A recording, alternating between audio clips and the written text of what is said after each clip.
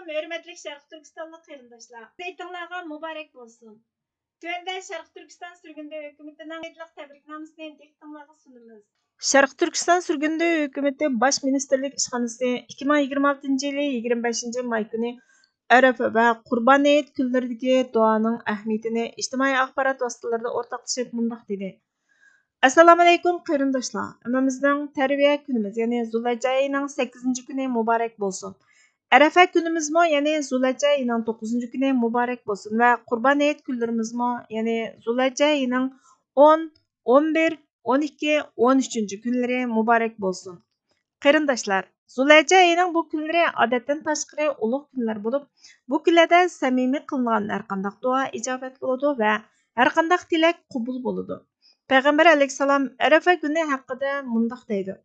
Ərəfə günü roza tutuş 2 yıllık günahqa kaparet boludu. Peyğəmbər əleyhissalam bu günlərdə bək köp və uzun dua qılatdı. Peyğəmbər əleyhissalamның Ərəfə günü peşin və əsr namazlarını cüpləb oxuğanlıq və qalğan vaqtның həmmisində ta şam namazı bolğuca dua qılğanlığı hədislərdə sabit. Bizmo Peyğəmbər əleyhissalamni rəhbərimiz deydiganmiz, bu günlərni çoxum dua qilish və Allohga yalvurish bilan o'tkazishimiz kerak. Chunki biz Allohga cheksiz muhtoj. Bizning ehtiyojlarimizni Allohdan boshqa hech kim ta'minlay olmagachga, Allohga dua qilishga muhtojmiz. Allohga yalvurishga majburmiz. Chunki biz Sharq Turkiston xalqi bo'lish sifatimiz bilan Alloh ato qilgan ne'matlarga loyiqida shukr qilmadik. Şükür qilish nuqtasidan bizga yuklangan vazifalarni ado qilmadik. Masalan, bizga Alloh taolo tarafidan oxiratni qozonsin deb berilgan ona vatanimiz Sharq Turkiston o'zimizning bo'shanligidan dushmanimiz Xitoy tajovuzchilari tarafidan bo'lib olindi va biz bu bulangchilikqa qarshi yetarli harakat qilmagan bir millat bo'lish sifatimiz bilan tarixda hech kimning beshiga kelmagan zulmlar va irqiy qirg'inchilik ostida yashayapmiz.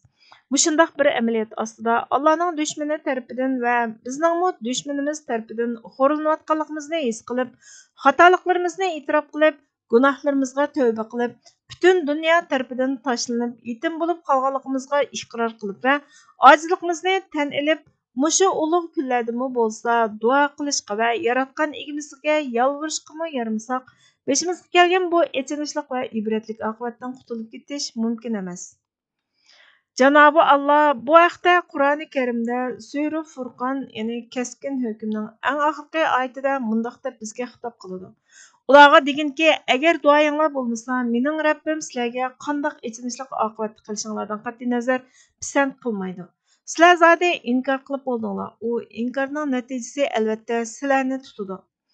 Qarindoshlar, duo qilish ibodatdir. Ibodatning yilikidir, ruhidir va insonligimizning belgisidir. Duo demak Allohga yalvurish demakdir. Allohga duo qilmagan va yalvurmagan inson Allohdan boshqa hamma narsaga yalvuradigan holga tushib qoladi. Halbuki Allohdan boshqa hech narsa yalvurishga arzimaydi. Qarindoshlar, bizning duoyimizning qabul bo'lishining bir sharti bor. U bo'lsa Sharq Turkiston davosida sodiq bo'lish va Sharq Turkistonning mustaqilligini asliga keltirish yo'lida harakat qilayotgan bo'lishdir. Chunki Sharq Turkiston xalqi asoratda yashayotgan asr bir millat bo'lg'achqa, Alloh taolo oldida o'zini qutqizishdan boshqa bir jihodiy vazifasi va bu yo'lda izlanishdan boshqa bir ijtihodiy vazifasi yo'qdir.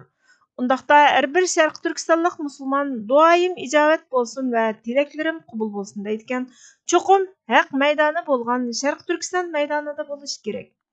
Duo qilganda o'zini Sharq Turkistonlik bir mazlum deb his qilib turib duo qilish kerak. Qadrlik vatanim Sharq Turkiston qadrsiz Xitoy tajovuzchilari tarafidan besilingan.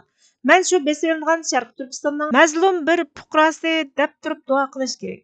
Duo qilganda o'zini hargizmi Xitoy fuqarosi deb hisoblamaslik kerak. Chunki o'zini Xitoy fuqarosi yoki Jungo fuqarosi deb hisoblab turib qilgan ibodatlarning hech biri qabul bo'lmaydi va duolarning hech biri ijobat bo'lmaydi. Chunki o'zini Xitoy fuqarosi yoki Jungo fuqarosi deb hisoblaganlar Allohning dargohida mushrik, xoin va zolim hisoblangachqa, Alloh taolo hech qachon mushrik, xoin va zolimlarning duosini ijobat qilmaydi. İbadetlerini qabul qilmaydi va ularni to'g'ri yo'lga hidoyat qilmaydi. Nima uchun o'zlarini Xitoy fuqarosi yoki Jungo fuqarosi deb qaraydiganlar mushrik hisoblanadi? Chunki Alloh taoloning amri farmonlari insonlarning qorong'ulikdan nurga va zulmatlardan ozodlikqa chiqarilganligi uchun. Xitoyning amri farmonlari insonlarni nurdan qorong'ulik va erkinlikdan qulluqqa chiqarganligi uchun o'zini Xitoy fuqarosi yoki Jungo fuqarosi hisoblash Xitoy tarafdorlari bo'lganligi hisoblandi. Allohni tashlab dunyo manfaati uchun Xitoyni iloh tutganligi hisoblandi. Shundaqla Allohning amri farmonlariga Xitoyning amri farmonlarini sherik qatganligi hisoblandi. Shuning uchun o'zlarini Jungolik hisoblaydigan Sharq Turkistonliklar mushrik hisoblanadi, xoin hisoblanadi va zolim hisoblanadi. Qilgan ibodatlari qabul bo'lmaydi va qilgan duolarimo ijobat bo'lmaydi. Shuning uchun qarindoshlar, Sharq Turkistonlik bo'lish sifatimiz bilan o'zimizning kimligimizni tunib yetib, Sharq Turkistonning qayta mustaqil bo'lishi uchun duo qilaylik. Sharq Turkiston xalqining ozodligi uchun duo qilaylik. Xitoy tajovuzchilarining halokati uchun beddua qilaylik. Sharq Turkistonning Xitoy tajovuzchilarining qo'lidan qutulib, mustaqil bo'lishiga kuch chiqargan ajdodlarimizning gunohiga, bizni g'it qistab cho'ng qilgan ota-onalarimizning gunohiga va o'zimizning manfaat uchun harakat qilmaganlikdan iborat xoinliklarimizga, manqurtliklarimizga, do'tligimizga, pastkashligimizga, qo'rqinchoqligimizga, nomardligimizga, vijdonsizligimizga va insonligimizga yarashmaydigan har turli gunohlarimizga butun Sharq Turkiston xalqi nomidan istig'for aytaylik. Chunki biz bu ig'ir oqibatga bir yoki bir qancha kishining xoinligidan emas, balki butun bir millat sifatida bo'shanligimizdan, siyosiy jihatdagi galvonligimizdan va haq-nohaq oldidagi maydonsizligimizdan, haq-nohaq tunishimizning yo'qligidan, dushmanni tunishimizning bakla tuvanligidan, dushmanni tashlab qo'yib haq do'stlariga dushmanlik qilishimizdan, xoinlar bilan koirimiz bo'lmay vatanparvarlar bilan hapilishimizdan, shundoqla Alloh oldidagi itoatsizligimiz va osiyligimizdan mushu oqibatga qoldik. Allohga bo'lgan osiyligimizdan, vatan va xalqimizga qilgan xoinligimizdan, haq-nohaqni ayirmaydiganligimizdan, do'st dushmanni ayirmaydiganligimizdan, qisqasi inson turib o'zimizga insoncha kuyinmaganligimizdan yaratquchimiz Haq taolo tarafidan jazolandik. Olamga ibrat bo'ldik. Chunki natijada biz o'zimizga o'zimiz zulm qildik. Biz gerçi Xitoy oldida mazlum bo'lsaqmi, ammo o'zimizga bakli zolim.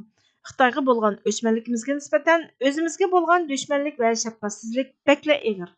Bizda dushmanga ishlash yoki dushmanga itoat qilish ancha nomus bilinmaydi, ammo o'zimizga ishlash va bir-birimizga hurmat qilish yoki bir-birimizga itoat qilish nomus bilinadigan, bir-birimizni ko'zga ilmaslikda birinchi o'rinda turamiz.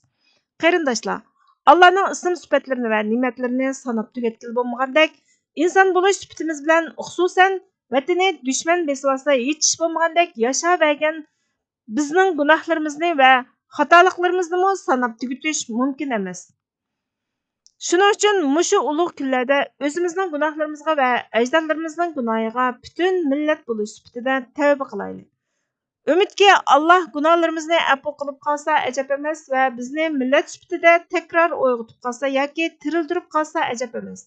Xususan Sharq Turkistonning mustaqilligini asliga keltirishimizga yordam qilishga duo qilaylik. Bizning qayta tirilishimizga duo qilaylik. Xitoy tajovuzchilarining halokati uchun beddua qilaylik. Chunki Xitoy tajovuzchilari bizning dushmanimiz bo'lganidek Allohning dushmanidir va butun insoniyatning dushmanidir. Cenab-ı Allah hammamizning bu ulug' kunlarda qilgan ibodatlarimizni qabul qilsin. Duolarimizni ijobat qilsin va Xitoy tajovuzchilarining halokatining bizning qo'limiz bilan bo'lishiga nasib qilsin. Amin. Sharq Turkiston Cumhuriyeti Surgundi hukumati bosh ministr ishxonasi 2026-yili 5-oyning 25-kuni. Sharq Turkiston Surgundi hukumati Muborak Qurbon hayit munosabati bilan butun dunyodagi barliq musulmonlarga o'zining eng samimiy tilaklarini yetkazadi.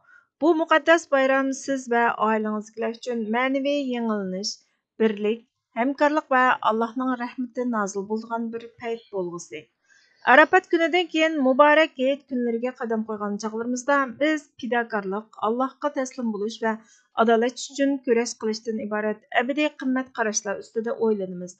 Bular faqat simvollik emas, balki bizni haqiqatni va mazlumlarni qo'g'dashda mustahkam turishga chaqiradigan aktiv mas'uliyatdir.